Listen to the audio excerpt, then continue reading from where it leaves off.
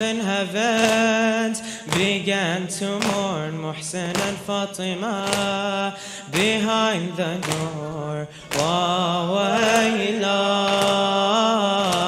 wa ila. When I think of your light in the darkness of the night, how they took all your rights in the darkness of the night, how Ali hid your sight in the darkness. Vai, vai, vai, vai.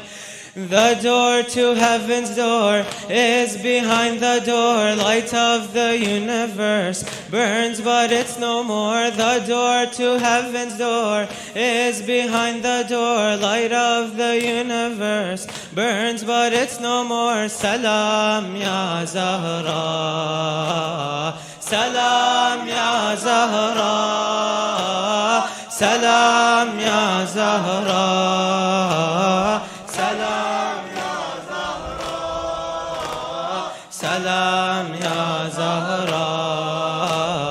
At your door are the paws, your blood they came here to pour. At your door is a war, your home they came here to torch. And they knew Fatima is behind the door.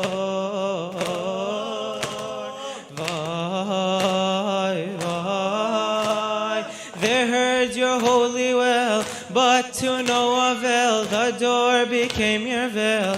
God forgive the nail. They heard your holy will, but to no avail. The door became your veil.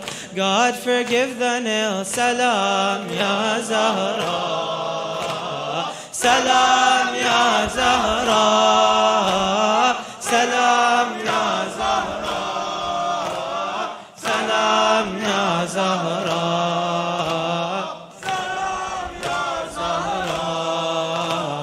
Zainab is watching on with Hussein and Hassan as the flames are burning on with Hussein and Hassan.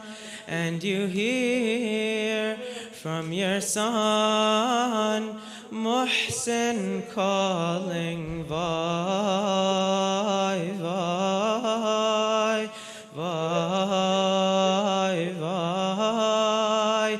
You give me breath and you take my breath away. You heal me with your name, and with it you slay. You give me breath and you take my breath away. You heal me with your name, and with it you slay. Salam ya Zahra, salam ya Zahra, salam ya Zahra, salam ya Zahra, salam ya Zahra, salam ya Zahra, salam ya Zahra, salam ya Zahra, salam ya Zahra.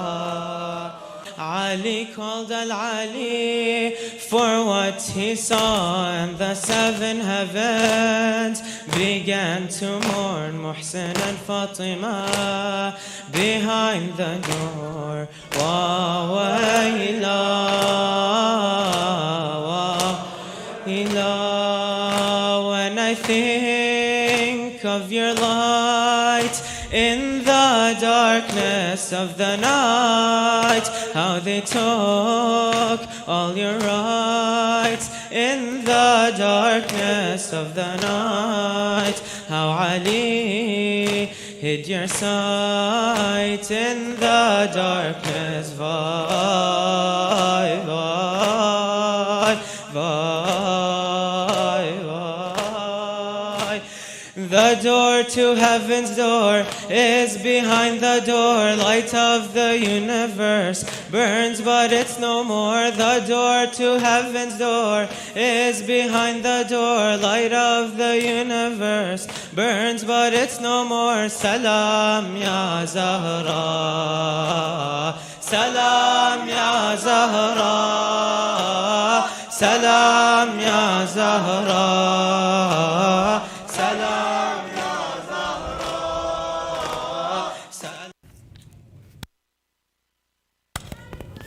بسم الله الرحمن الرحيم. صلوا على محمد وآل محمد.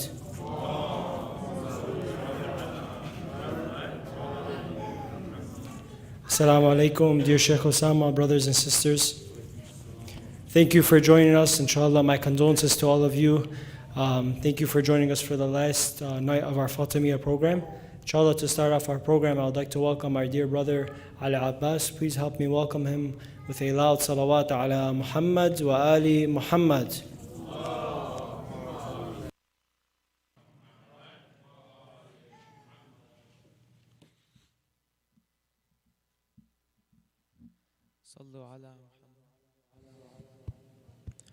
صلوا على محمد وآل محمد.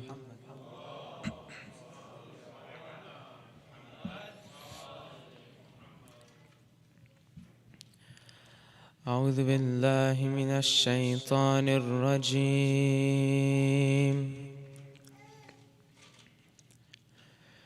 بسم الله الرحمن الرحيم.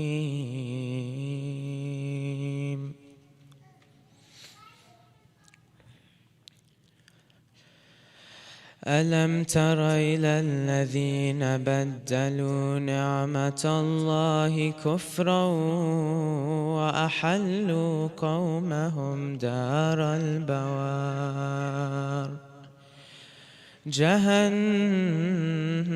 يصلونها وبئس القرار وجعلوا لله أندادا ليضلوا عن سبيله قل تمتعوا فإن مصيركم إلى النار قل لعبادي الذين آمنوا يقيموا الصلاة وينفقوا مما رزقناهم سرا وعلانية من قبل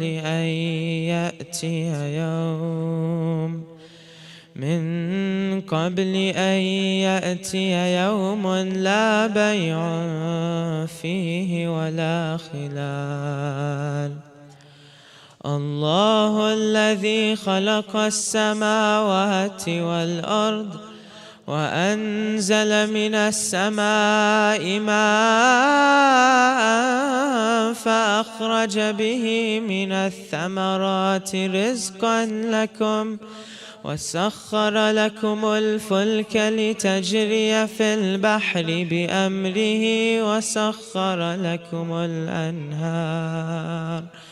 وسخر لكم الشمس والقمر دائبين وسخر لكم الليل والنهار وآتاكم من كل ما سألتموه وإن تعدوا نعمة الله لا تحصوها إن الإنسان لظلوم كفار وإذ قال إبراهيم رب اجعل هذا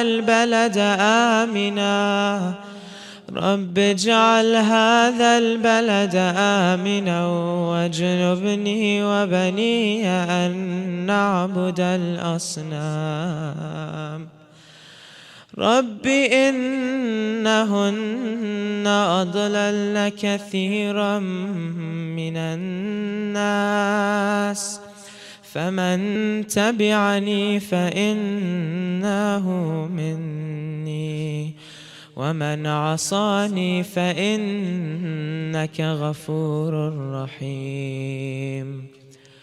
ربنا إني أسكنت من ذريتي بواد غير ذي زرع عند بيتك المحرم ربنا ليقيموا الصلاة فاجعل أفئدة من الناس تهوي إليهم وارزقهم من الثمرات لعلهم يشكرون.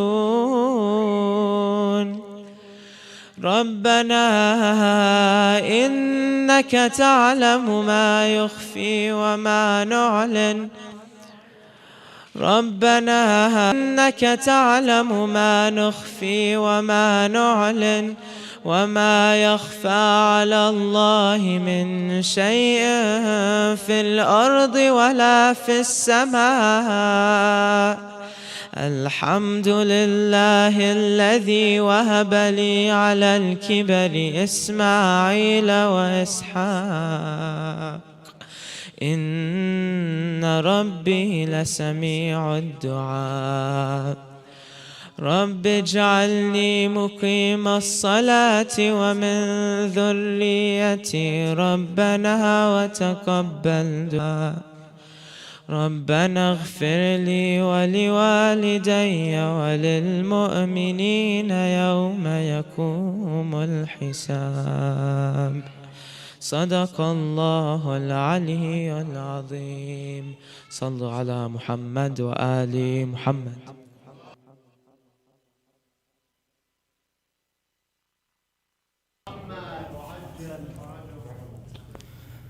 Ahsant, Brother Ali. Inshallah, if we could give another loud salawat. Allahumma salli ala Muhammad wa ali Muhammad.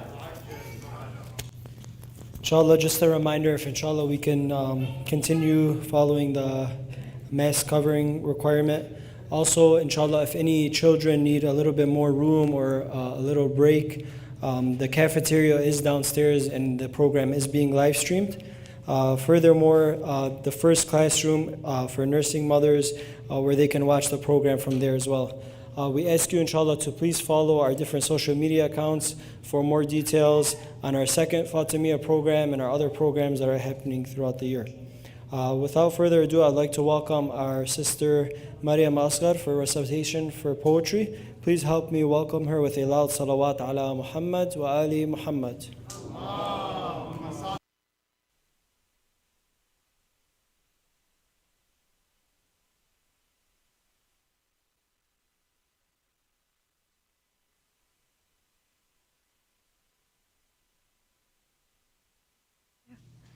Salam.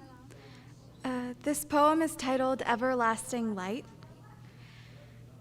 You have always been known as Zahra, a holy name blessed upon you by Allah, the splendid one, the lady of light, a star among the earth and heavens shining bright, blessing the world with your aura. We take from your life countless lessons, those of generosity, prayer, and kindness, but most of all, we hear of your love. Your long nights spent in worship, selflessly giving to the prisoner, beggar, and orphan, a mother's endless love for her children, your heart forever full of devotion and tenderness. Fatima, they tried so hard to dim your light on that horrible night where they burned down your door. I hear your call for Ali when the door crushed your ribs, your body bruised and broken. I hear your whisper to Zainab about your last wish, that last embrace for Hussein. But even death could not remove your brilliance from the world. Your bravery is present in Zainab as she took her last stand in Sham, exuding patience and calm. Your devotion resides in Ali, who buried you in the safety of the night, silently mourning your death. Your love for your children is present in our hearts. shedding tears for Hussein's slaughter, beating our chests to relive your suffering. Fatima, your light is a beacon, calling on all who love you. It is present in every moment of our lives. From the tasbih we read after prayer to the countless du'as in your name, it shines within each of us, a flame burning in our souls, longing to constantly feel the warmth of your love. Your voice will forever remain a whisper on my tongue, an unspoken prayer building, continuously echoing in my mind, for with you, my life is intertwined. Fatima, your love will always remain in my heart, in me wishing to never be far apart from you and your compassion. That is your everlasting light, emanating from both above in the heavens and through the forever lovers of your Son. Salawat.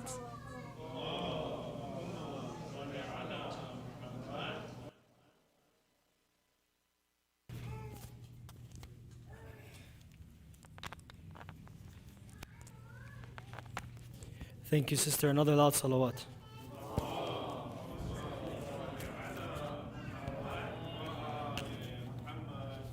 Inshallah, before welcoming Shaykh, I first want to thank all of the volunteers, all of those who worked behind the scenes to help make this program possible, all those sponsors and all those who gave their time and donated to help make this program happen. Inshallah, if we could please recite Surah Al-Fatiha for Sayyid Mustafa Akbar, son of Sayyid Ali Akbar, Haj Yusuf Shami, all the marhumeen, the shuhada, and all your marhumeen. Bismillah.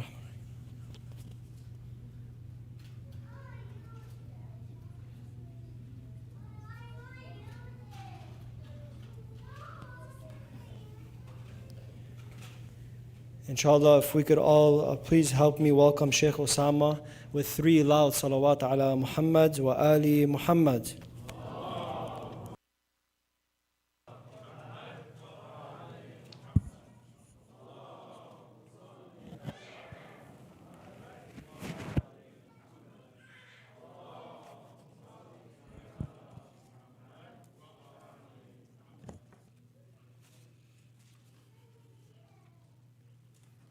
أعوذ بالله من الشيطان الرجيم بسم الله الرحمن الرحيم الحمد لله رب العالمين والصلاة والسلام على سيدنا ومولانا أبي القاسم المصطفى محمد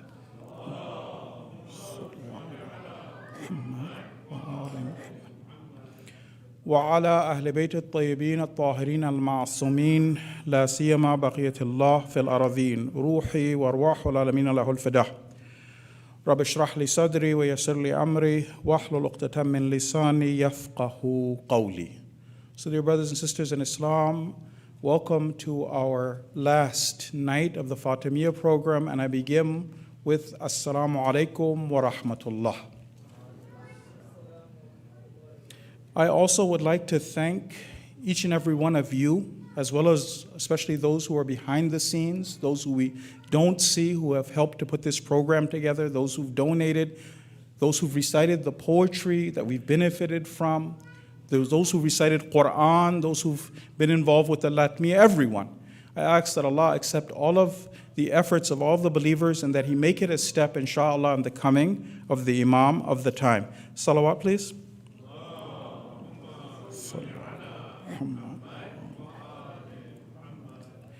Brothers and sisters, if we think about it, even if it wasn't for the 75 or perhaps 95 days of jihad by Sayyidah Fatima, we're talking about real cultural jihad, 75 or 90, I'm going to mention some of those steps.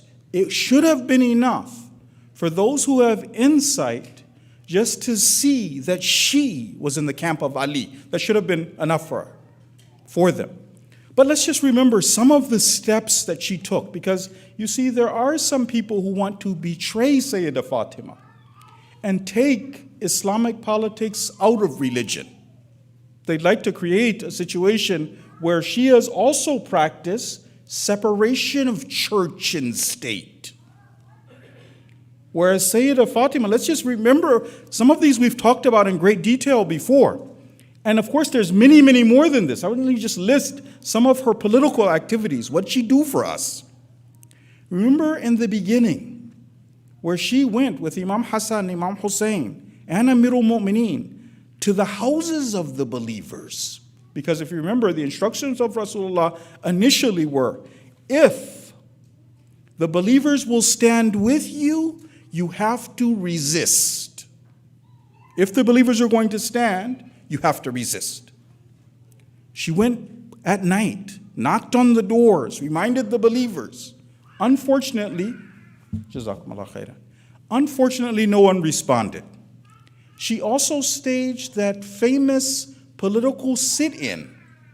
It was her house that the believers would gather in to protest what had happened, because the Prophet had clearly told everyone about Ghadir. The political sit-in was a protest.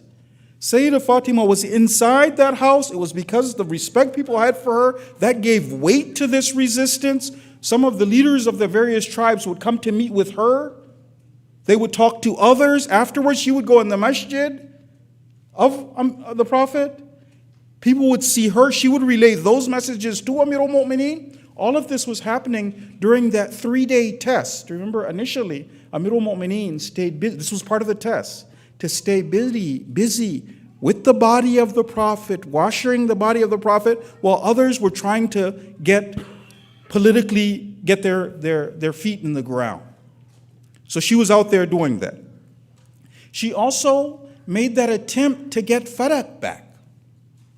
Right? Her protesting, her insisting, Fadak is mine, that famous speech in the masjid about Fadak. All of these were attempts for her to awaken the believers, for people to wake up. You also have that famous speech that she gave. These are political stances to the women of the Ansar and the Muhajirin when they came to visit her when she was sick. She spoke. She told them how disappointed she was in the stances of their men when they didn't stand for what was right. They didn't stand with the truth. She also commanded Bilal to recite the adhan again. When the adhan was recited, people remembered how much had changed in such a short amount of time. That was also a stance by Sayyidah Fatima. She used to cry day and night. Day and night she would cry to protest. Unfortunately, the believers didn't wake up. Instead of responding to her call, they asked Amirul Mu'mineen, either the day or the night. We can't have both. So after that, she saw that this is not working for these believers. They're not responding. She would go either to Baqi, close to her house, or she would go to Uhud. And over in Uhud, she would cry for the martyrs. That would also, we've talked about this sometimes before, where that presented another opportunity. Some believers come over, the daughter of the Prophet, Sayyidatun Nisa al-Alameen, crying like this. The man said it was ripping my heart apart to hear her crying. He came over. He even asked that question. We talked about this. Did the Prophet leave any clear instructions after his death? She said, this is so surprising. Have you forgotten about Ghadir? So again, she's using every opportunity to awaken the believers to their responsibility. Remember we talked the other day about that public confession that she got from the authorities. So one stance of hers was letting the public know that she was unhappy with the authorities when she refused to speak with the authorities. That was a stance. Then when they came to meet her, another opportunity, again that public admission, did you not hear from my father about Ali? Then, of course, the clandestine burial. That was another. And, of course, her hidden grave. So these were just some of the many, many steps that Sayyidah Fatima took to wake up the people, to stand for the truth, to make sure that never, ever would it cross the minds of the Shia to pick and choose with Islam, to take the political laws out of Islam. Who needs wilayah? Why do we need it in the current day and age? Pick and choose. That was the problem of those Muslims, picking and choosing with Islam.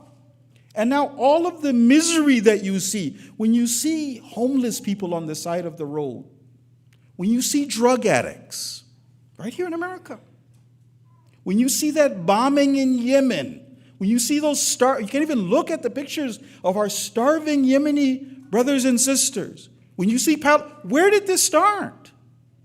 Somebody decided to pick and choose. Some others were bystanders, spectators. She warned them, by the way, if you don't support Ali, what'll happen? She warned, but Imam Khomeini taught us this important point, and this is easily, if one is aware of the ahadith of Ahlul Bayt, easily you come to the same conclusion. He said that when she stood for Imam Ali, when she made that sacrifice, what happened was taking the wilayah from Ali, picking and choosing with Islam, snatching the wilayah from Ali was worse and more terrible than Karbala. It was worth the sacrifice of Shaheed Muhsin, her infant, to stop this greater tragedy and atrocity from happening. Picking and choosing. We don't need Islam's political side. Prayer, fasting, it's enough. Quran, it's enough. We don't need to connect the dots. So, we've had the good fortune, the tawfiq, to be able to, for a few nights, to talk about her fada'il, her manaqib, lessons that we want to learn from our master, Sayyidatun Nisa al-Alameen. And tonight we want to see what's tonight's lesson, the last night of our gathering together. What is the best lesson, the most important lesson that we can take from Sayyidah Fatima? The lesson is one that we see in practice from the best of her students. I want to mention two hadith.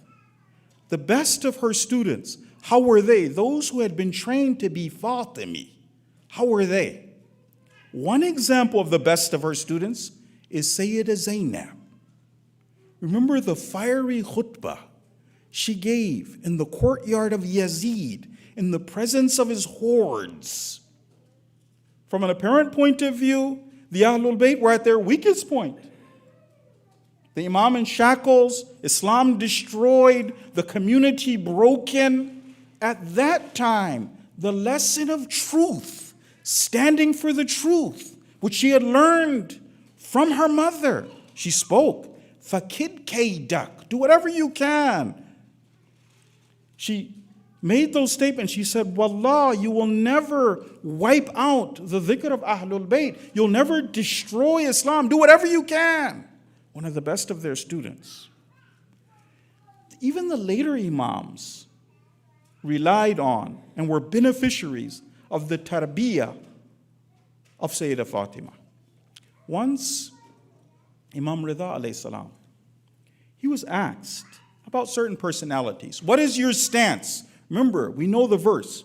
Kunu ma sadiqeen. Stand, this is about truth. He was asked his stance on certain personalities. The Imam first tried to not answer the question, tried to not give a direct answer. The man insisted and insisted. When he spoke and insisted, the Imam referred to the Sayyidah. Look what he says.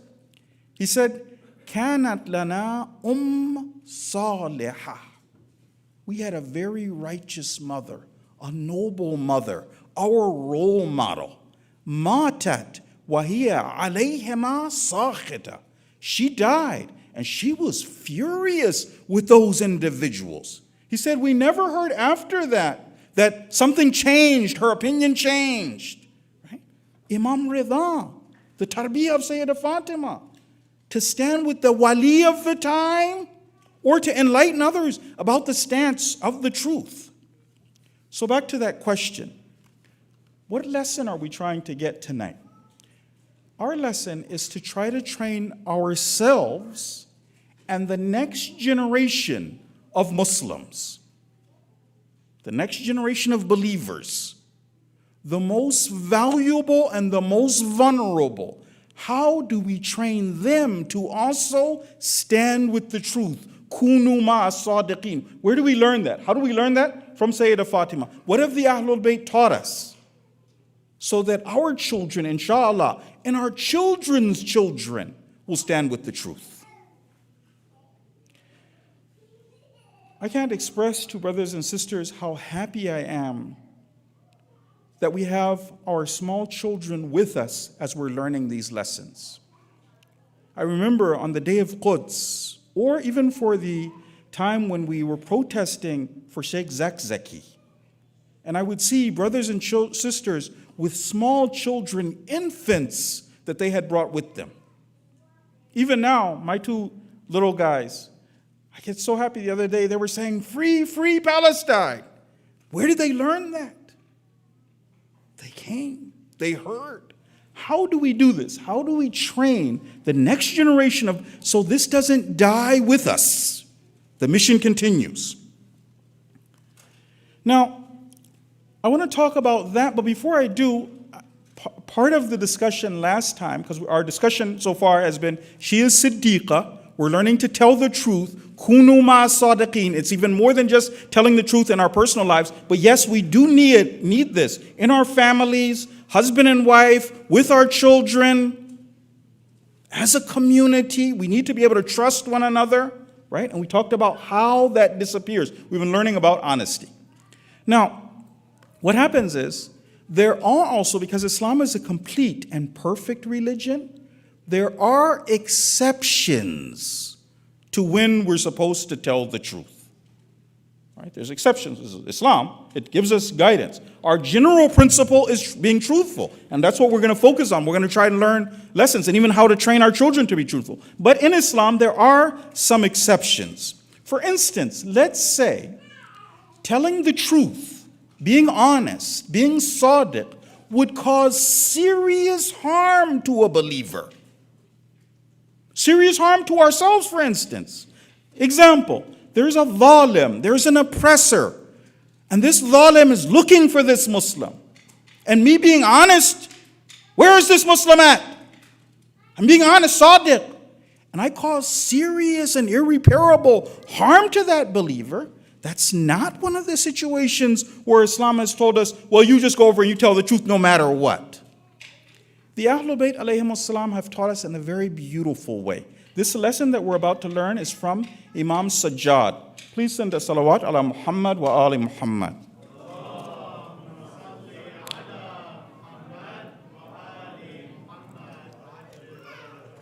Our Imam is going to train us. I'm going to share the hadith with us. Is going to train us about doing taqiyya when we shouldn't do it. That's one.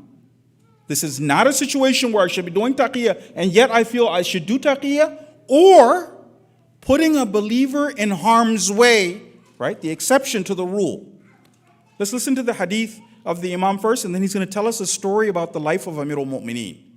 So this is Imam Sajjad speaking. He says, Ittaqullah. Fear God. Worship Allah. Be aware of His presence. Be God-wary. Ittaqullah ma'ashira shi'atina. O group of our Shia, fear God. The focus of Ahlul Bayt, love of Ahlul Bayt, obedience of Allah subhanahu wa ta'ala. He continued, La tasta'milul huwayna wa la taqiyata alaykum. Be careful about being weak and intimidated when it's not a situation for taqiyya. You can speak the truth, you can defend the oppressed, but you don't. He said, beware of this situation by being weak and intimidated when it is not a situation for taqiyya. Then he told a story. The story is this. He says, in the time of Amirul Mu'mineen, two of the Shia had an unfortunate accident. One of the Shia stepped on a snake. The other Shia was bitten by a scorpion.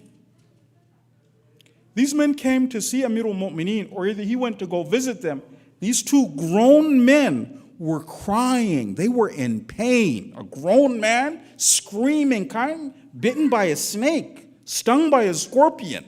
They thought they were going to die. The Imam told them, he said, look, you're going to be okay. You're not going to die. The pain, the suffering lasted for 2 months.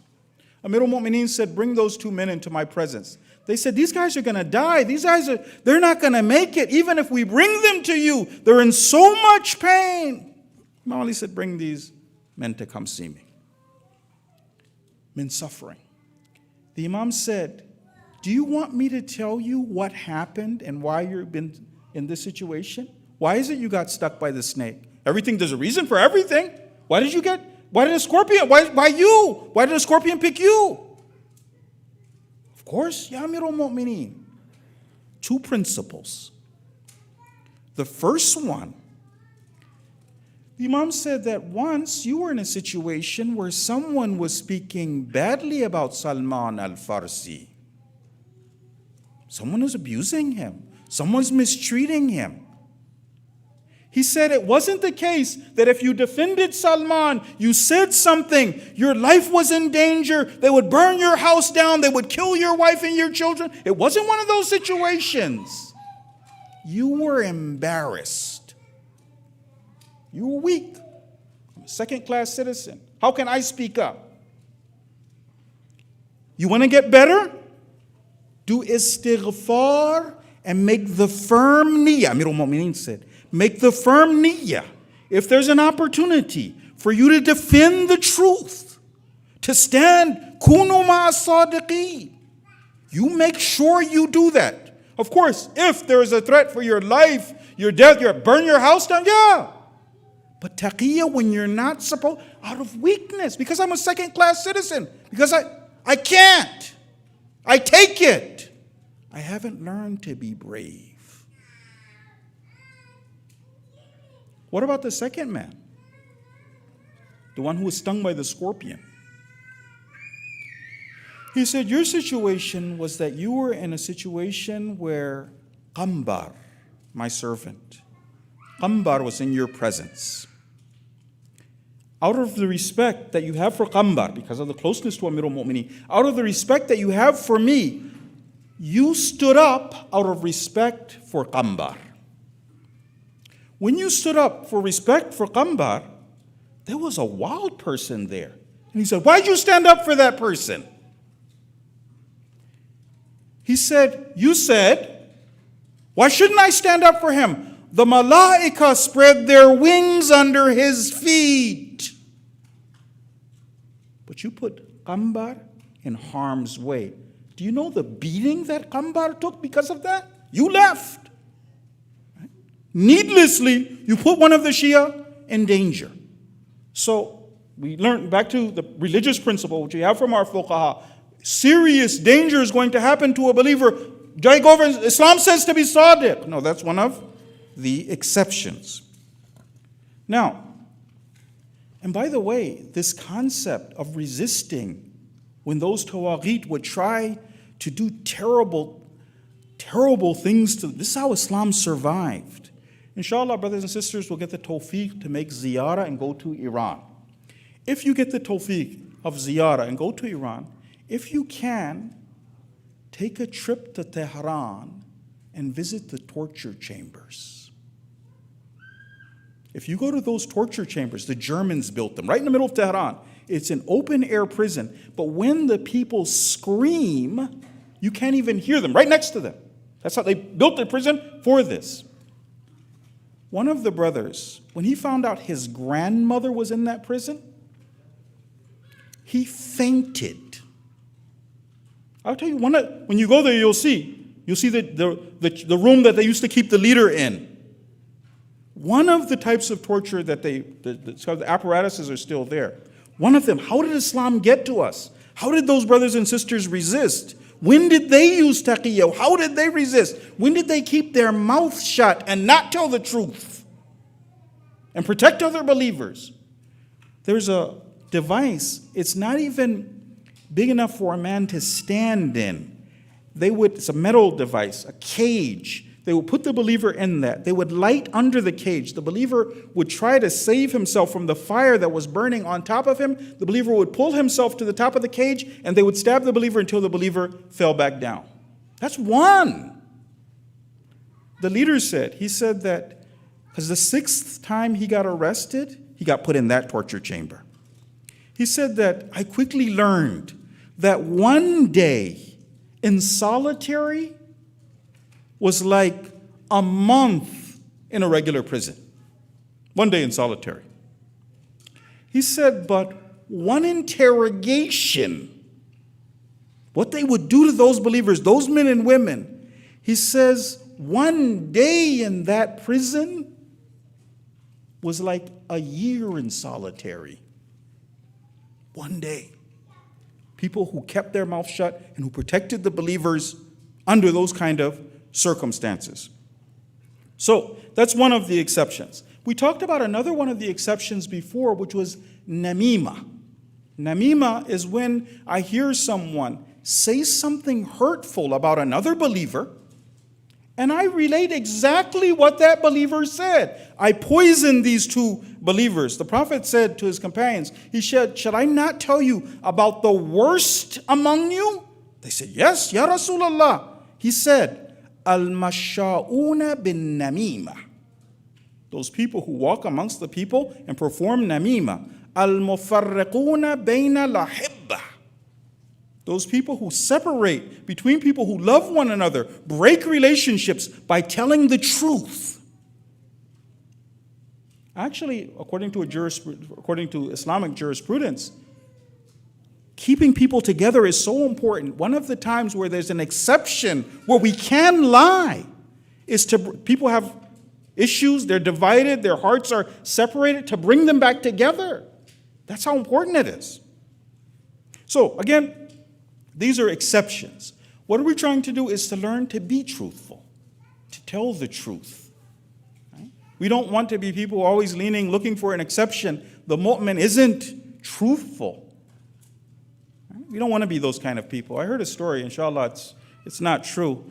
They said once this man made it to paradise, alhamdulillah, and one of the malaika was standing there and he welcomed him to paradise. And when he came into paradise, he noticed there was a long hallway that you had to walk down. So he's walking with that angel, walking down the hallway, and then he looked on the side and he saw that there were clocks on the wall.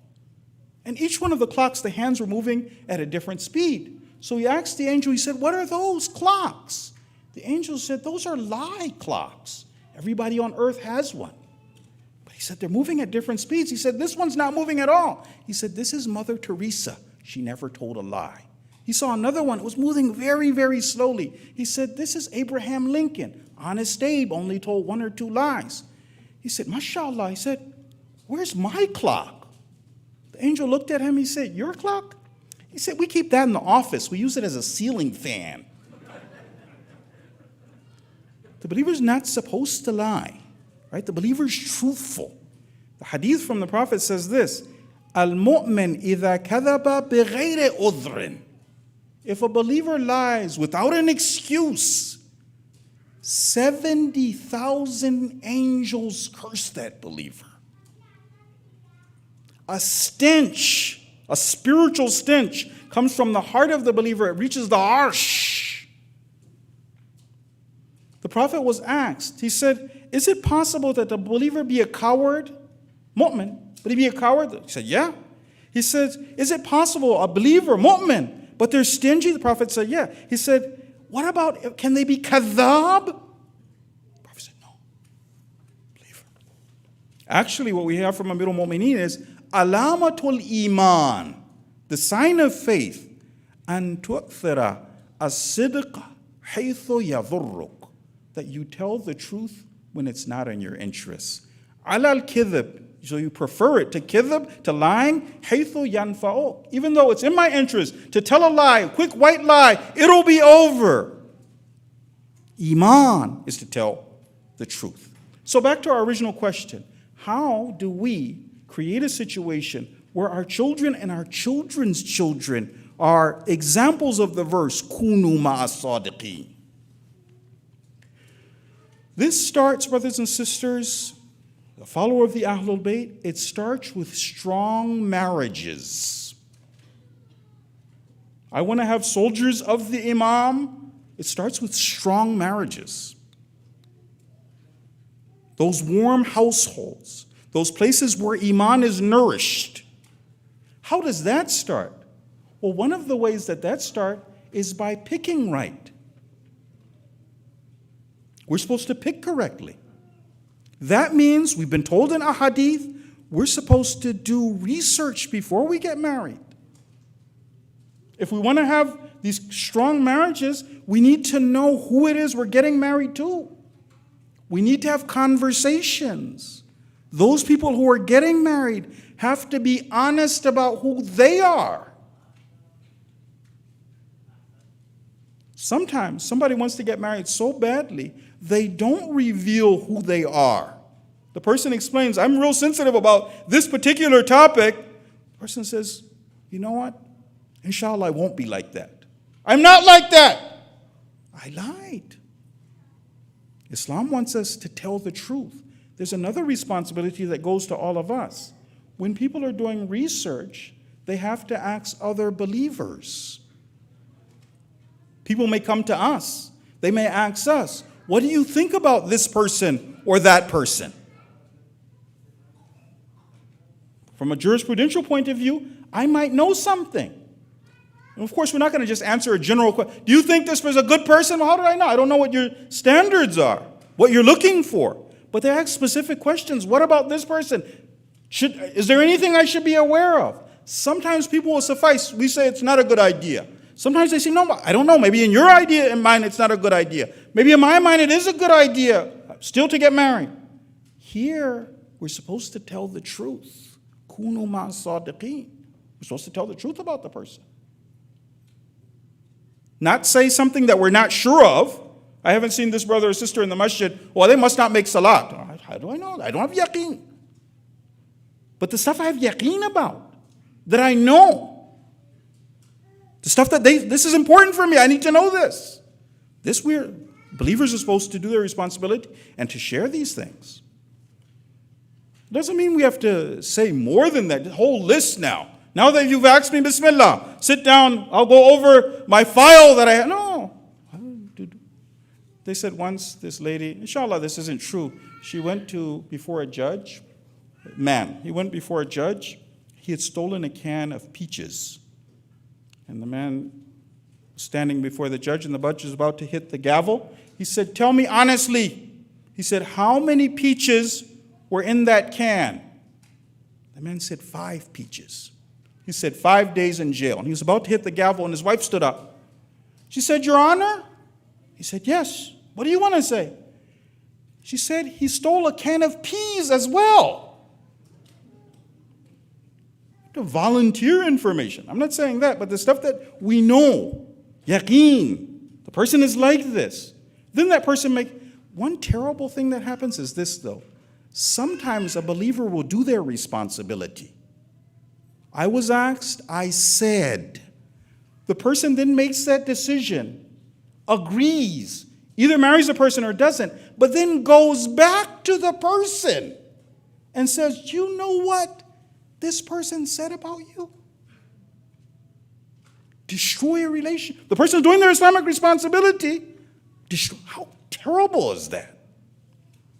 Anyhow, what we're told in a hadith is al-kadhibu khiyana. Lying is treachery. We're supposed to be truthful about these things.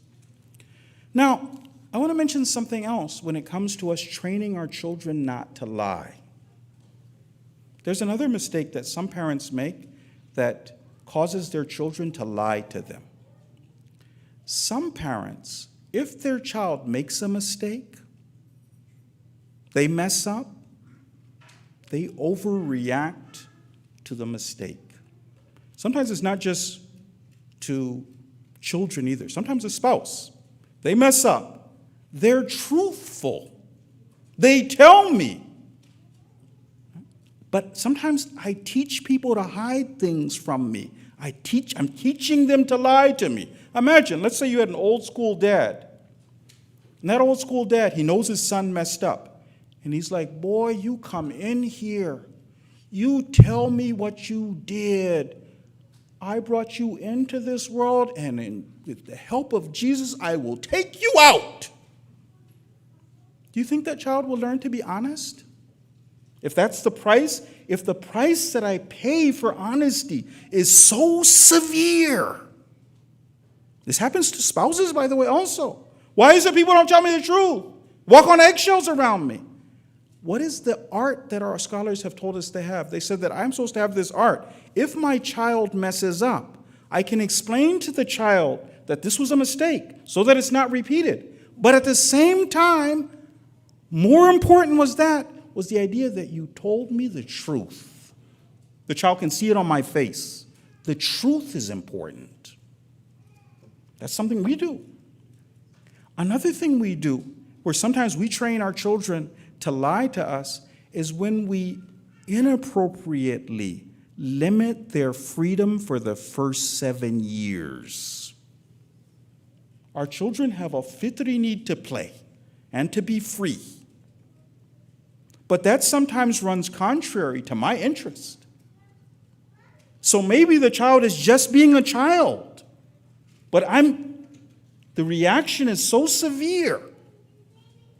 Let me give you another example just so, right?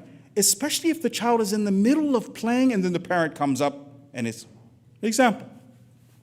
Let's say there was a sister, and this sister loves to sew. She loves to sew. And she knows her husband doesn't really like it when she sews. He thinks it's a waste of time. He doesn't like it.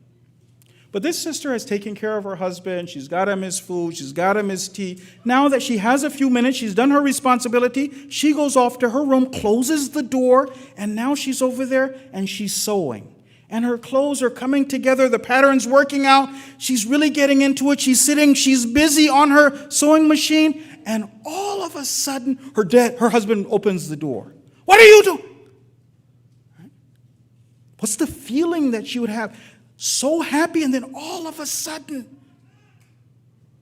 next time what happens, she'll still sew, but she'll try to hide it even more now. That's a grown person.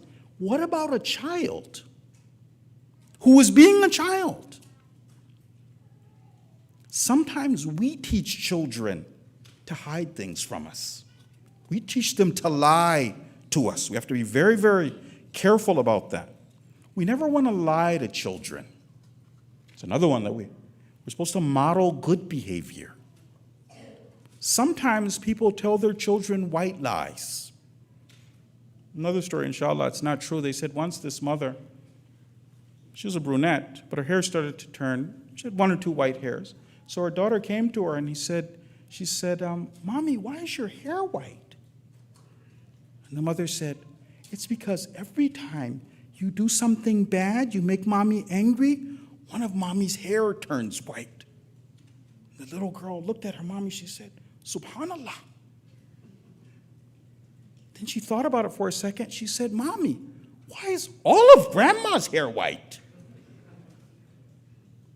We're not supposed to be lying to our children. Imam Kadhim tells us, he says, if you promise children, don't break that promise. He says, children think you, as the parent, that you're their raziq. You don't want that trust that should be there between a parent and child to be broken because I lied. Children, their fitrah is that they're sadiq. But my parents lied. What some scholars say is they might even learn how God is from you and your behavior. Is Allah arhamur rahimeen? Is Allah fair? Right? So it doesn't mean that as a parent that I never correct my child. Is Allah fair? Is Allah arhamur rahimeen? Is Allah a taskmaster? I'm learning about God the first 7 years. Another thing that we want to avoid is lying, even if we're joking. This happens sometimes. Sometimes somebody, to get somebody stirred up, they'll tell a lie. And then afterwards they say, I was just joking. I was just teasing you. But first I lied. The person didn't know. I want to actually tell a story about one of our shuhada. Sometimes our shuhada make mistakes. When we hear about some of the mistakes that they make, that doesn't mean, well, somebody can still reach the stage of the maqam of being a shaheed. Yeah, they made mistakes sometimes. One of our shuhada, this guy, we're not going to learn about the mistake from the shaheed. This guy was a practical joker, this guy. They said even in the most dangerous operations, he would still be joking with his troops, talking. What happened was, once he had gotten severely injured in one of the wars, to the extent that he has now shrapnel buried in his face, as well as shrapnel in his foot. He was so bad they had to take him back to operate on him. So they said, look, in order for us to take the shrapnel out of your face, we're going to have to shave your beard.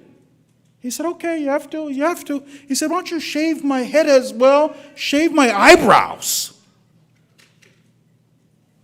They shaved. So they send word to his father that Shaheed, he's here, or not Shaheed, he's alive now, but he's injured, come see your son. So his father came to see him, and he's a Sayyid, his father's a Sayyid. So his father, in Iran, a lot of them, they wear the green hats. He's wearing green hat. So his son said, wheel me out in the wheelchair. I'm going to sit here when my dad comes in. So he's sitting there in the wheelchair, but now no beard, no eyebrows, sitting in a wheelchair. His dad has no idea. His dad comes into the hospital. He's saying dhikr. He said, you have that green thing on. You a Sayyid? The son says to the father, he said, yeah, I'm a Sayyid. He said, Sayyid, would you mind pushing my wheelchair? I don't want to ask anybody else. You mind pushing my wheelchair? He says, of course. He starts pushing his wheelchair. He says, why are you here? He said, my son, Sayyid Muhammad, he's here. He says, really? What's his last name? Such and such is his last name. Oh, we're in the same room. Oh, really? How's my son doing? He said, well, alhamdulillah, it's war. He said, no, can you tell me a little? He said, well, okay, if you tell me, but one of his hands, he said, what happened to his hand? He said, he got so injured they had to cut off his hand. His father said, wow, whatever Allah says, alhamdulillah, okay. Still pushing along. He said, anything else? He said, well, his other hand, I don't want to. He said, no, please tell me. He said, like Hazrat Abbas, he also cut off that hand. So bad he had to cut it off. He said, oh my God. He's wheeling him now to the elevator. He said, well, is there anything else? He said, well, now that you mention it, one of his feet. He said, what? He said, well, that was so bad that. He said, by the time I had finished, I told my dad, now I cut off both arms and legs. So the dad's coming. He said, oh my God. He brings him to his room. He helps him get into the bed. He's sitting down in the bed. He said, where is my son? He said, I don't know. Probably the doctors took him. He said, Dad, you don't recognize me? It's me. Me. Now, for us though, this is now with our children. Should we as parents, we lie? Even if it's a joke. Hadith says, لا يجد عبد حقيقة الإيمان. No servant ever finds the haqiqah of Iman, the reality of Iman, until he leaves lying, whether it be joking or serious. You're not supposed to do that. So now, inshallah, we're going to have our majlis, and we ask Allah, inshallah, that He accept our efforts, that we become Fatimi, we learn to stand for the truth, to stay for the truth. I want to make sure, inshallah, before our brother comes over that we learn the lessons we're supposed to learn from this Fatimiyya. One of our lessons is this. Remember, our mother went for 40 days. They say she went to the doors of the Muhajirin and the Ansar. She knocked on their doors. She called and told them to assist her. She reminded them. One of them was a man named Ma'adh. Ma'adh was there in Badr and Uhud. She told Ma'adh, she said, why don't you come and help? Come assist me, stand for the truth. Ma'adh said, is there anyone else? Did anybody answer your call? She said, no one else answered the call. He said, why should I come then? We ask Allah that we become Fatimi, that we do our responsibility. We end with salawat ala Muhammad wa ali Muhammad.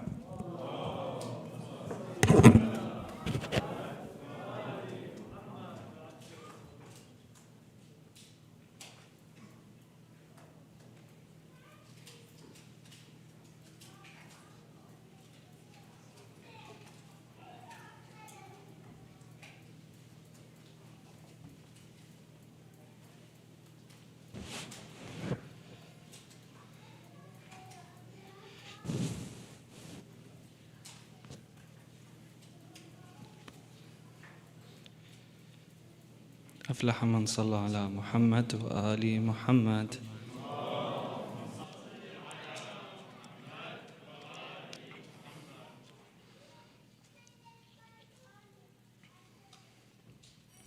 ثانية على حب الزهراء.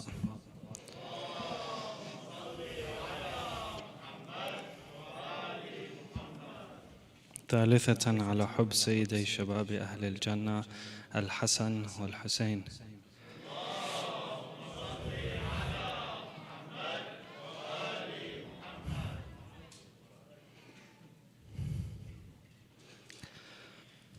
أعوذ بالله من الشيطان الرجيم.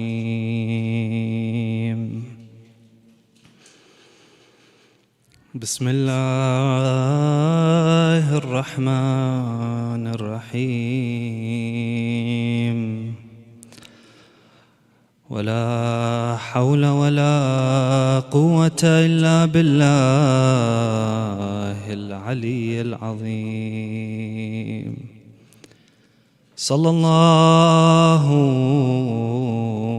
عليك يا رسول الله. صلى الله عليك وعلى بضعتك المظلومة سيدة نساء العالمين فاطمة الزهراء.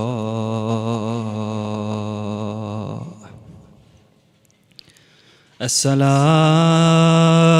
على المكسور ضلعها. السلام على المغصوب حقها.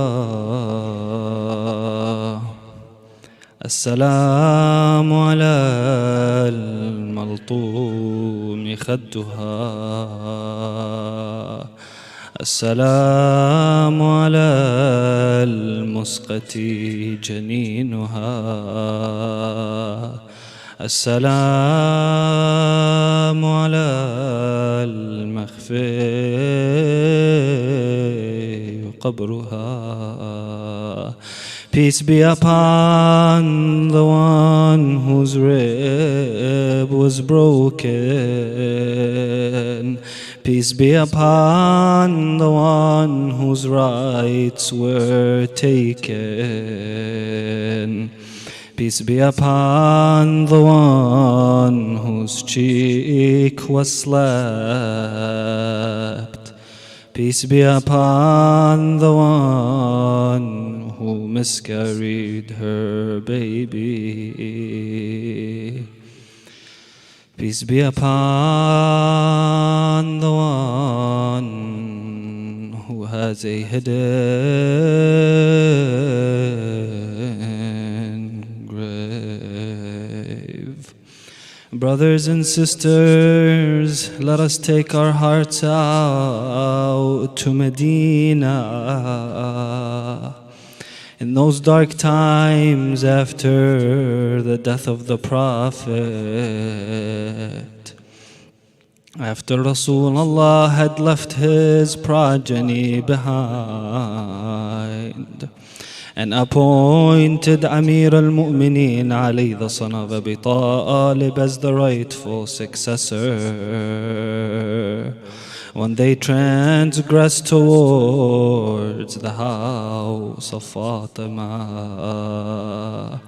after they had attacked the house that tragic night, Sayyidatun Nisa would spend a lot of her days weeping for the departure of her father, as she knew that she would be the first to leave after him. But if you leave, O Fatima, who will look after your orphan children, who will look after the young Hussein, the young Hassan, Zainab and Kulthum. She would weep excessively to the extent the elders of Medina would come to Ali and they would say to him, "Oh Ali, tell your wife to not weep so long, for we cannot sleep in the night listening to her weep, and we cannot go on with our daily lives while she cries." Amir al-Mu'mineen would go to Fatima to Zahra and he would say to her what they had told him.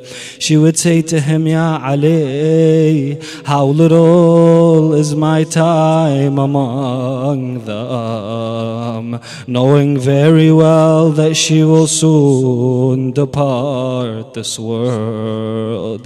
Sayyidatun Nisa, after some time, is on her deathbed and she says, she starts crying. Amir al-Mu'mineen comes to her and he says, "Ya Fatima, what is it that makes you cry?" She says to him, "Ya Ali, I cry for what will befall you and what this ummah will do to you after my departure." She would say to him, "Oh Ali, bury me in the night وادفني في الليل يا علي إذا هدأت العيون ونامت الأبصار. I want no one to find out where I am buried." And she would ask him to look after her children, for they are now orphaned once again, just like when they lost their grandfather, Rasulullah. After some time, the tragic day arrives in the house of Rasulullah. Sayyidatun Nisa al-Alameen was in her house when she was preparing herself. She knew that she would depart soon. She would say to Asma, "Oh Asma, when my father died, there was some of the hinta left. Use that for me after I die." She would go, she would prepare herself, and she would say to Asma, "When you can no longer, when you call me and you no longer hear me respond, oh Asma, know that I have departed this world." Soon after, Asma would call, "عظم الله لكم الأجر," lovers of Fatima. عظم الله لك الأجر يا صاحب العصر والزمان. This is the tragedy that befell the house of Ali.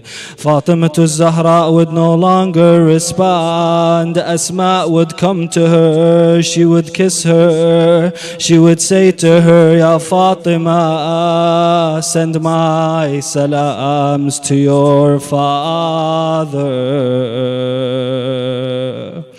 Soon after, the young Hassan and Hussein would come to the house, looking for their mother, as any child would do when they first arrive at home. Oh Asma, where is our mother Fatima Zahra? She is resting, my dear Hassan and Hussein. Oh Asma, don't you know that the rest of our mother is in seeing us? It is in spending time with her children. They go towards the room of Fatima, and they find their mother motionless sitting there. They knew that she had passed away. They began to send condolences to one another. عظم الله لك الأجر يا أبا عبد الله. As Imam al-Hussein would sit near her feet, and as Imam al-Hassan near her head. Then Asma says to them, go and inform your father of what happened. They go to the mosque and they say, wa Muhammada wa Ahmada, calling out the Holy Prophet. How will they relay the news to their father that their mother Fatima Zahra had departed? When Amir al-Mu'mineen first heard of this, some narrations indicate that he would fall unconscious. Others indicate that he would stand near the wall and support himself, until they finally came and saw that body of Sayyidatun Nisa. Oh Ali, she had told him, when I die, I want you to wash me, I want you to pray over me, and I want you to bury me. Amir al-Mu'mineen did as she wanted. He took her and he began to wash her body, as Asma would help him with the water. The narration state at one point Amir al-Mu'mineen began to cry louder and in a different manner. Asma said to him, oh Ali, I know why it is you are crying, but why do you cry louder? He said to her, Ya Asma, as I was washing the body of Fatima Zahra, I came across her bruised face, her swollen eye that had become red from the strikes, and the bruised arms that were beat with the whips. How can you not cry to that sight? Soon after, Amir al-Mu'mineen would finish washing the body of Fatima, and before he could conclude the shrouding, there is a heartbreaking scene that takes place between the house of Ali. Before he can finish, he would say, Ya Hassan, Ya Hussein, Ya Zainab, wa ya Kulthum, halummu wa tazawwadu min ummakum Fatima, فهذا آخر الاجتماع بينكم. Oh Hassan and Hussein, oh Zainab, oh Kulthum, come and bid your final farewell to your mother, for this is the last time you will be meeting with her. The narrations indicate Hassan and Hussein near their mother. They sat on her chest fast, they began to embrace her, saying to her, "O mother, answer me before my soul departs my body. Answer me, O mother, it is me, Hussein, it is me, Hassan." At that moment, the narrations indicate Amir al-Mu'minin says, "Ashhadu annaha annat wa hannat wa dhammathuma maddat yadayha wa dhammathuma ila sadriha." He says, "I witnessed that at that moment when they were embracing their mother, she reached her arms out and she embraced them. And then a call would come from the above, 'O Ali, remove Hassan and Hussein from the chest of their mother, for the angels cannot bear to see the sight.' I ask you, if the angels can't bear to see Al-Hasanain on the chest of their mother Fatima, then how did they bear seeing Shimr sitting on the chest of Hussein?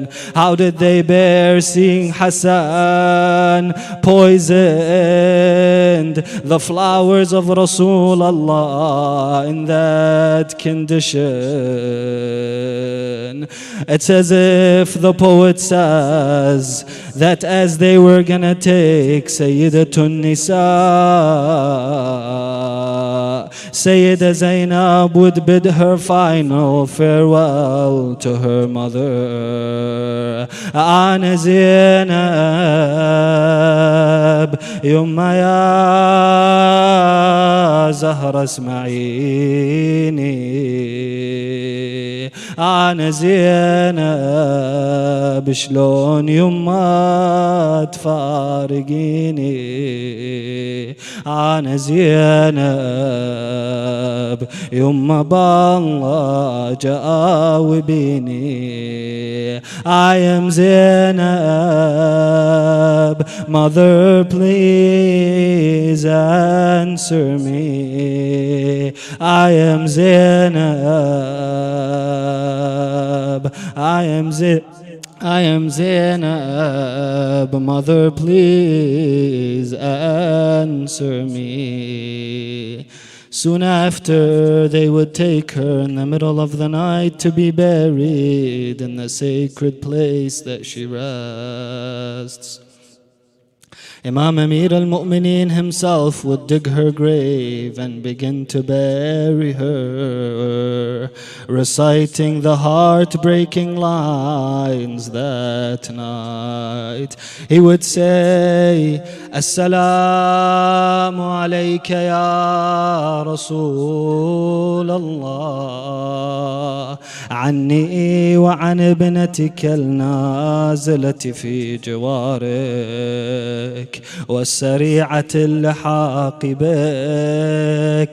قل يا رسول الله عن صفيتك صبري ورق عنها تجلدي." O Prophet of Allah, peace be upon you, from me and from your daughter who has come to you and who has hastened to meet you. O Prophet of Allah, my patience in the face of what has befallen your chosen daughter has been exhausted, and my power of endurance has weakened, except that I have ground for consolation in having endured the great hardship and heartrending event of your separations. He continues, listen to what he says to him. يا رسول الله لقد استرجعت الوديعة وأخذت الرهينة. Ya Rasulullah, the trust you gave me that night of the marriage has been returned to you, Ya Rasulullah. And what has been given to me is now taken back.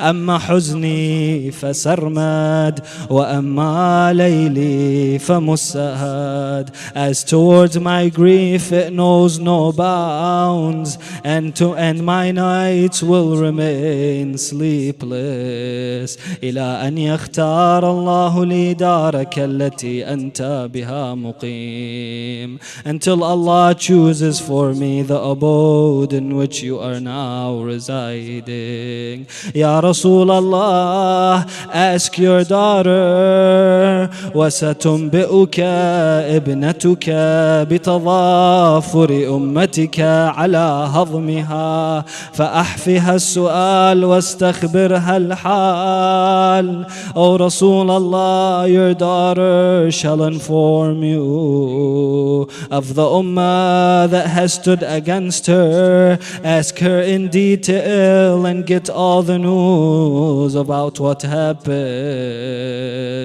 It all happened a long time, and your remembrance had not disappeared. My salam be on you both, a salutation of one bidding farewell, neither in a virgin nor in dislike. For if I go away, it is not because I am tired of you, and if I stay, it is not due to the lack of belief in what Allah has promised. Amir al-Mu'mineen, it is narrated, would say, لكل اجتماع من خليلين فرقة وكل الذي دون الفراق قليل. وأن افتقاد فاطمة بعد أحمد دليل على أن لا يدوم خليل. For every meeting between two loved ones, there is separation, and everything apart from separation is trivial. And certainly all my yearning for Fatima after Ahmad is proof that no beloved will last forever. Ya Ali, you sat near the body of the Prophet when he died, and you sat near the body of Fatima. And when you died, O Ali, your children sat near you. And when Hassan departed, his family was near him. You know exactly who I will ask about. But who was there near Hussein when he departed this world? Who was there, O Ali, to comfort Hussein like you comforted the Prophet? Who was there to sit near him? Who was there to hold his hand while his soul departed? It was Shimr who sat on the chest of Hussein and beheaded him from the back of the neck, all while he heard profanity towards him and his family. أفاطم لو خلت الحسين مجدلا وقد مات عطشانا بشط فراتي إذا للطمت الخد فاطم عنده وأجريت دمع العين في الوجنات. إنا لله وإنا إليه راجعون وسيعلم الذين ظلموا أي منقلب ينقلبون والعاقبة للمتقين. Oh Allah, we ask you in the name of Fatima Zahra, Sayyidatun Nisa al-Alameen, to allow us to be among those who emulate her principles and stand for all that she stood for in her life, to defend all the values and principles that she defended. Oh Allah, allow us to be among those who she intercedes for on the Day of Judgment. We ask you, Allah subhanahu wa ta'ala, to cure all those who are ill, especially those in attendance, our beloved ones. We ask you, Allah, to grant relief to all those oppressed around the world. We ask you to to preserve our respected scholars and to hasten in the reappearance of Imam Sahib al-Asri wal-Zaman, Ajalallah ta'ala farajahu al-Sharif. And for that we recite Surah Al-Mubarakatul Fatiha, but before it the loudest of your salawat.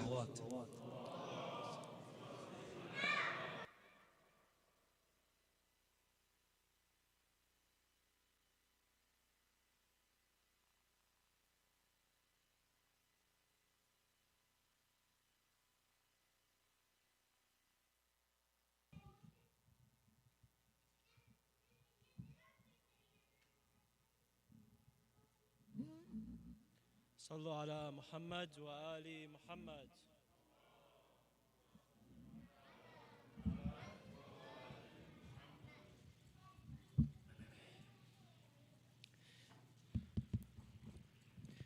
Inshallah, if I could have the brothers, please, if you can, come forward if you're in the back, or just stay at your seat, inshallah.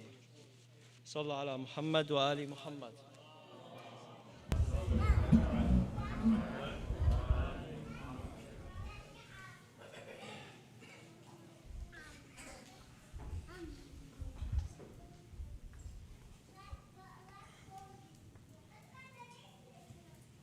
Inshallah, I ask you brothers to please join me for this Latmiya and the next Latmiya. The words are going to be on the screen.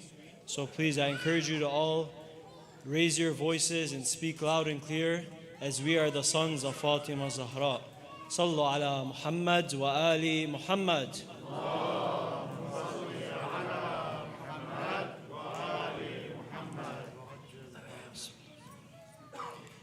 We are the sons of Fatima Zahra. Through our tasbih we learn, Mother. And from your pierced rib we learn taqwa. And your path leads us to Allah. We will not shy away, we will say the truth. We will not shy away, we will say the truth. We are the sons of Fatima Zahra. We are the sons of Fatima Zahra. We are the sons of Fatima Zahra. Through the sons of Fatima Zahra. We are the sons of Fatima Zahra. Through our tasbih we learn, Mother. And from your pierced rib we learn taqwa. And your path leads us to Allah. We will not shy away, we will say the truth. We will not shy away, we will say the truth. We are the sons of Fatima Zahra. We are the sons of Fatima Zahra. Allahu Akbar, Allahu Akbar, for the greatness of Lady Zahra, the diamond that resides in our heart, the mother of Mushtaba and Hawra, the mother of the greatest martyr. Ali's her leader, Ali's my leader. They will try to sanction all of them, but stay firm on the path of Haidar. We will not shy away, we will say the truth. We will not shy away, we will say the truth. We are the sons of Fatima Zahra. We are the sons of Fatima Zahra. Alhamdulillah, Alhamdulillah, Sayyida Zahra taught us the path. If everyone goes to that valley, and Ali goes to that valley, leave everyone and follow Zahra to the valley of Haidar Karra. If mankind forgets the oppressed, there will be a group who resists well. Wilaya runs in our blood. In Palestine we will pray as one. If mankind forgets the oppressed, there will be a group who resists well. We will not shy away, we will say the truth. We will not shy away, we will say the truth. We are the sons of Fatima Zahra. We are the sons of Fatima Zahra. Subhanallah, Subhanallah, her guidance has taught us true love. You stood behind the door for your leader. We speak against oppression like our leader. Sayyid Ali Khamenei, the son of Hussein and Imam Mahdi. If only the world really knew you, to see the qualities of Zahra in you. Sayyid Ali Khamenei, the son of Hussein and Imam Mahdi. If only the world really knew you, to see the qualities of Zahra in you. We will not shy away, we will say the truth. We will not shy away, we will say the truth. We are the sons of Fatima Zahra. We are the sons of Fatima Zahra. We are the sons of Fatima Zahra. Through our tasbih we learn mother, and from your pierced strip we learn taqwa, and your path leads us to Allah. We will not shy away, we will say the truth. We will not shy away, we will say the truth. We are the sons of Fatima Zahra. We are the sons of Fatima Zahra. We are the sons of Fatima Zahra. Through our tasbih we learn mother, and from your pierced strip we learn taqwa, and your path leads us to Allah.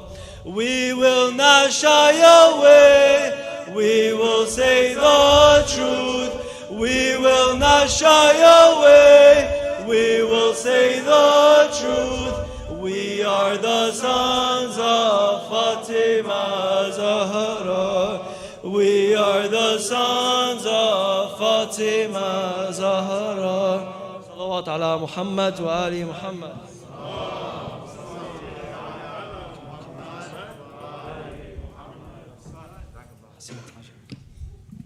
أفلح من صلى على محمد وآل محمد.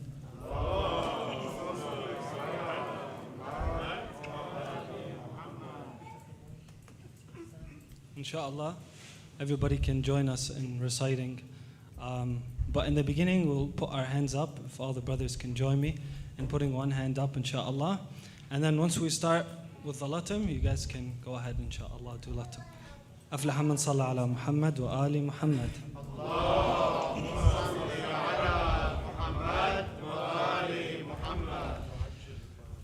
If no one else will mourn you with me, I'll mourn you alone. Your broken ribs and your burning home.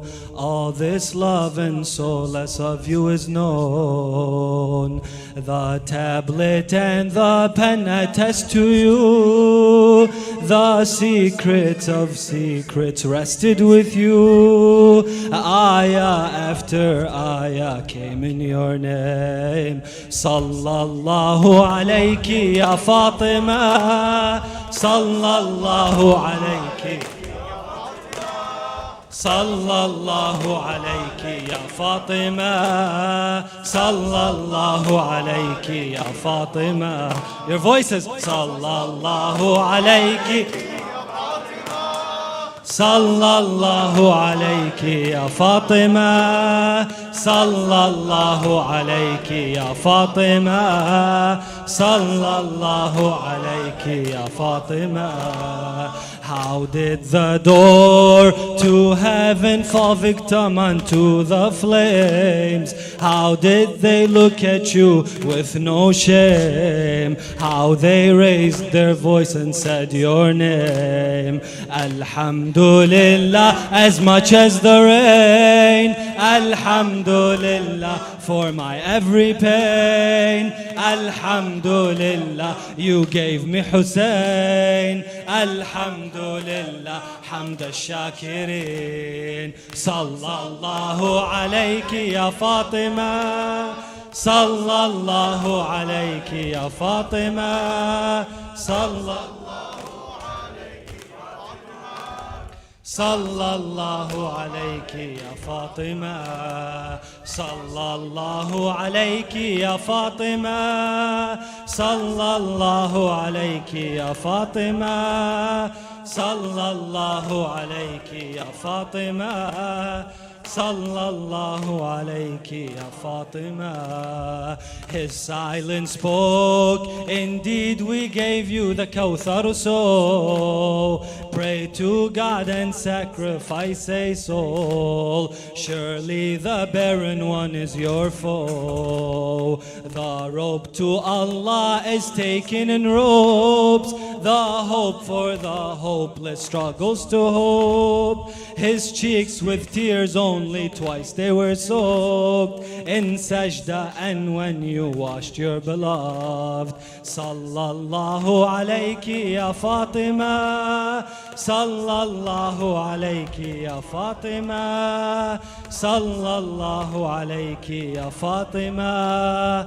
Sallallahu alayki ya Fatima. Sallallahu alayki ya Fatima.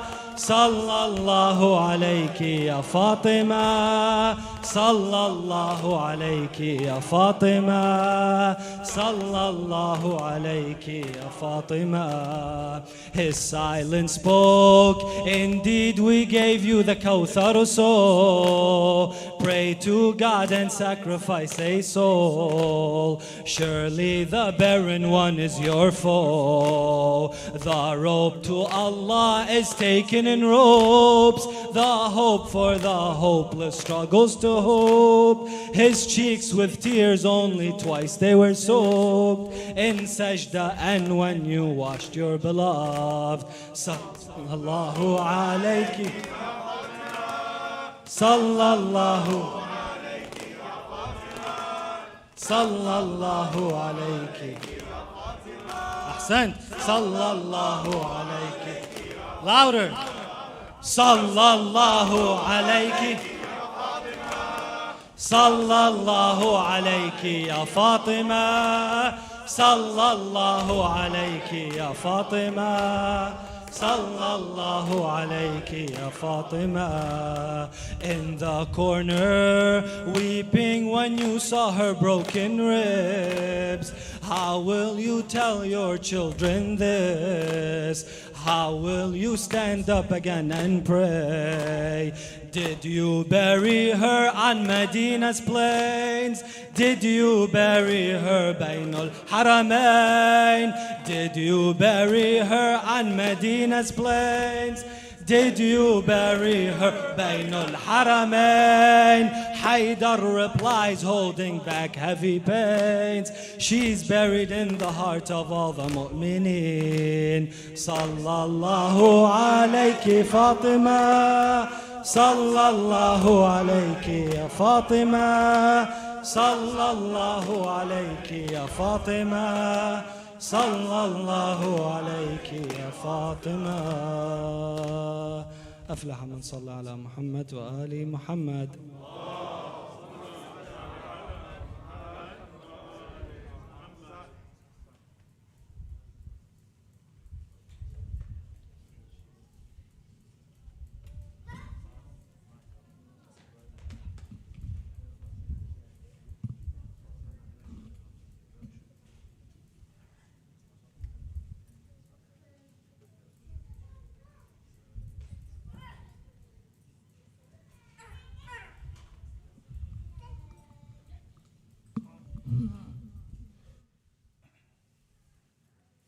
Everybody please face the Quran. We're gonna recite زيارة السيدة فاطمة المختصرة. صلوا على محمد وآل محمد. اللهم صل على محمد وآل محمد. اللهم صل على محمد وآل محمد. السلام عليك يا بنت رسول الله. السلام عليك يا سيدة نساء العالمين من الأولين والآخرين. السلام عليك أيها الصديقة الشهيدة. السلام عليك أيها المظلومة المغصوبة. السلام عليك أيها المضطهدة المقهورة. السلام عليك يا فاطمة بنت رسول الله ورحمة الله وبركاته. صلوا على محمد وآل محمد.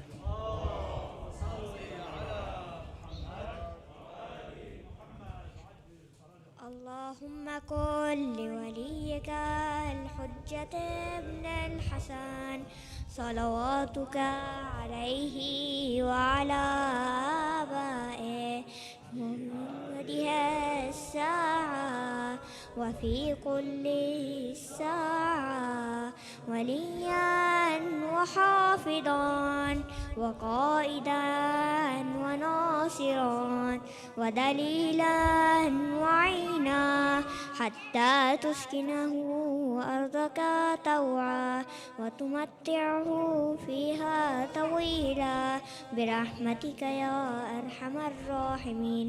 صلوا على محمد وآل محمد.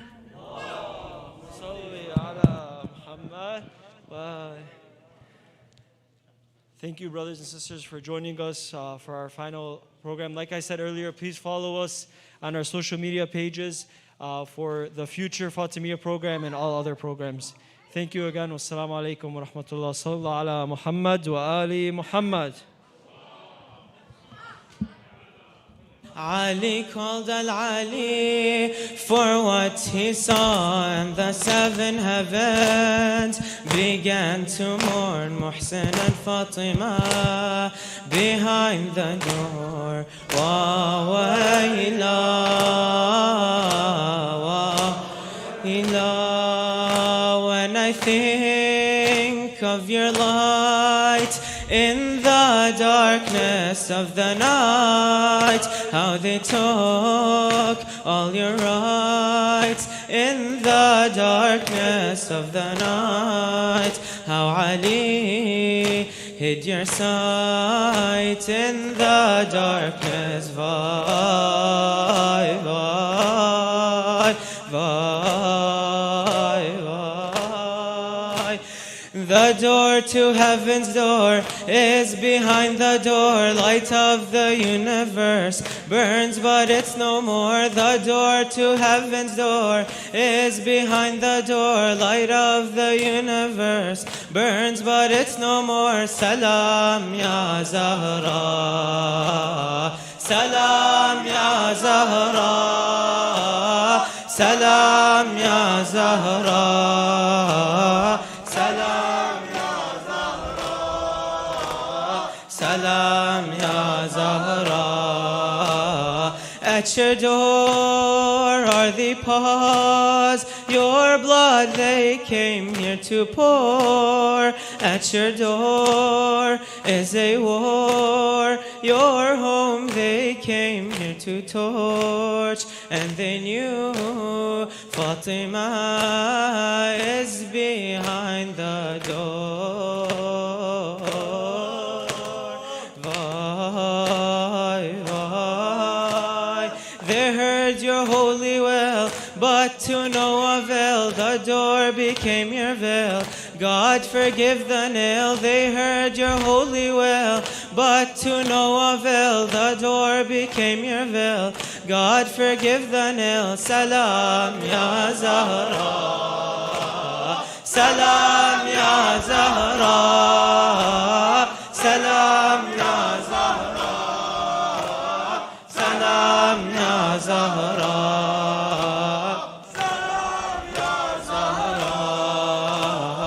Zainab is watching on with Hussein and Hassan as the flames are burning on with Hussein and Hassan.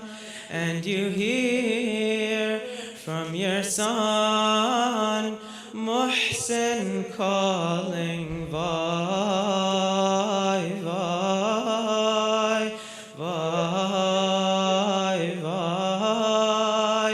You give me breath and you take my breath away. You heal me with your name, and with it you slay. You give me breath and you take my breath away. You heal me with your name, and with it you slay. Salam ya Zahra, salam ya Zahra, salam ya Zahra, salam ya Zahra, salam ya Zahra, salam ya Zahra, salam ya Zahra, salam ya Zahra, salam ya